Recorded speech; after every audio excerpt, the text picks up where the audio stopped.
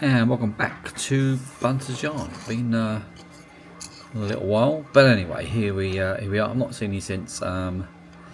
I think when we moved into the new studio, it's been a bit busy. But anyway, let's get on with what we're going to do today. We're going to play with this rust. It's called U-Rust from Ammo, and you might have seen it before. It's been around for a while now, but there's a few different ones in the range, which we carry now on the website and in the shop. And I'm just going to show you a way that I use this to rust the inside of our wagons, the minimal wagons. These are the MEAs, these are the Bachmanns.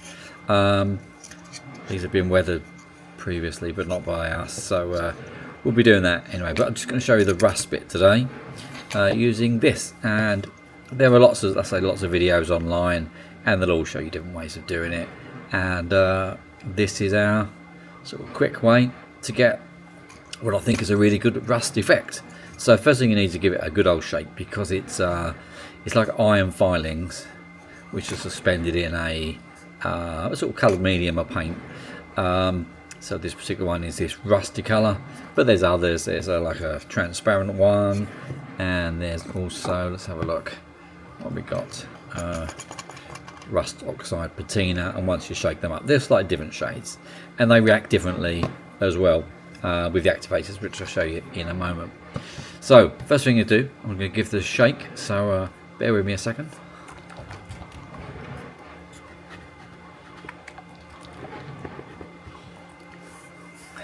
Consider that shaken. Right, so let's have a look inside. So it's so this is half empty, this one, but anyway, so down there somewhere you can see it's this kind of just looks like paint, but it's quite thick.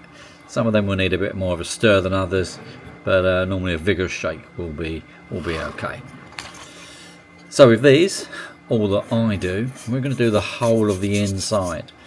Now I would, if it's a light colour interior, I'd suggest painting it like a brown shade, but these are grey, and it doesn't matter if some of this shows through. I'm not particularly bothered by this one, but yeah, if it's like, if it's like unpainted red plastic or something, you're gonna want to paint it, because as it shows through, it will look wrong. Now, don't worry about getting any brush strokes on there for now. We'll worry about that in a bit.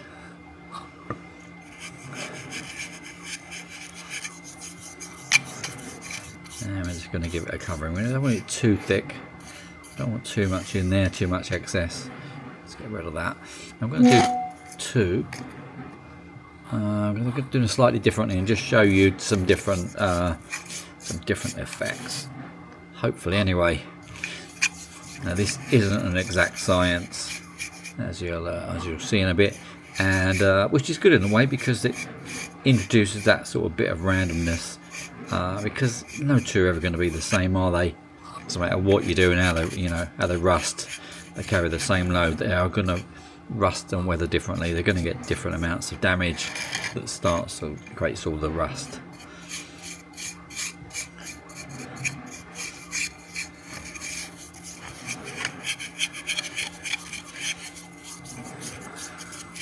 Right, that'll do for now. So let's too much of that one. Right, let's pop one out of the way. So what we're going to do with this other one, this first one that we've done, is that we're going to try some different colours. So we've got black oxide. So it's still rust. It looks black, but it will rust slightly differently. So I'll give this a shake as well. So bear with me. Let me give that a shake.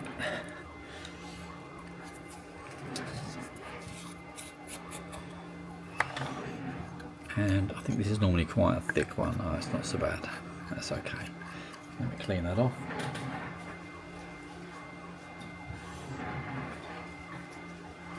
There we go. Right. So let's move that out of the way so you can see what we're doing. And we're just going to put this in a few sort of random places. Now, because what we're going to do in a moment, they haven't got to be, don't worry, it hasn't got to be too pretty. Let's just get it in there somewhere, like that. Right, clear those out of the way for a sec. Let's put that to one side and come back to that. So let's look at this one first. So next thing we need to do is need to activate it. Now, these will react just in open air, or just with plain water. If you just drop some water on it once it's dried, or just leave it out, it will start to rust. But we've got activators, and there's two in the ammo range, number 1 and number 2. We're going to use number 1. That's our main one. They give different effects. You can use 1 or 2 separately or together for totally different effects. You need to sort of try them and see what you like. Sometimes you might find the effect of combining the 2 is a little bit over the top, but we'll try and be a bit more subtle. And this doesn't need any shaking, so I don't know why I did that. So two ways to use this. You can pop it in there, pop a few drops in there, dilute it. I always dilute it. Ratio, I don't know, maybe 3 parts water to 1 of this. Entirely up to you. The stronger you've got this, the different the reaction. So it's a matter of trying. Because I use a lot, I've got in this little spritzer bottle, or the atomizer, or whatever you call it, and I will spray it like that, and that's what I'm going to do. So it does say in most of the instruction videos, wait for it to dry. That's if you want to keep it in a particular place. The way we're going to use it, we don't want it to dry, we're going to want it wet. So let's give it a little atomize. The instructions say wear gloves and a mask. It's got a bit of an odour to it, but I've never found any need to wear gloves. Wash your hands after before you have your dinner. It's always a good thing. And we need to just stipple this just to get rid of any brush marks. Now you can see it's run, so it's not a bad effect. So you could leave it like that, or you could just stipple it. I'm going to use a bit of this green spongy stuff just to really give it a bit of a texture, so it's not uniform all the way around.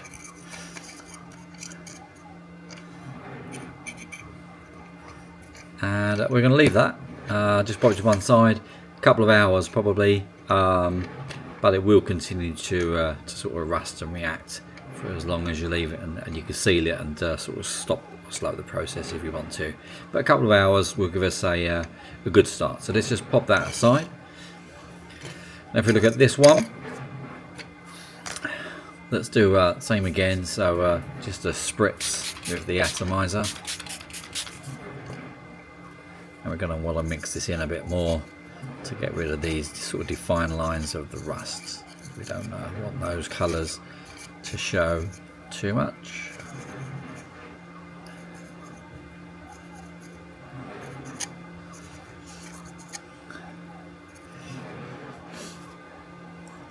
And then if we use, I'm just going to mix a small amount of this, just a couple of drops of that one. That's number 1. Number 2 needs a good shake. It's got something else in the carrier. 3 of that, let's say. Drop of water, just plain water, and we'll mix it with that as well.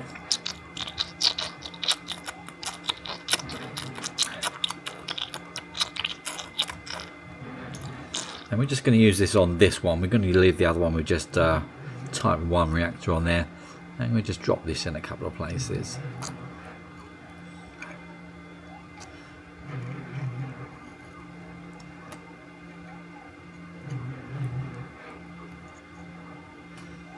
And that will just bleed around and sort of do its own thing as it would in real life. And we'll come back to it in a couple of hours. So we've left these to dry overnight. So this is the first one we've just done with just the oxide grime and just reactor number 1.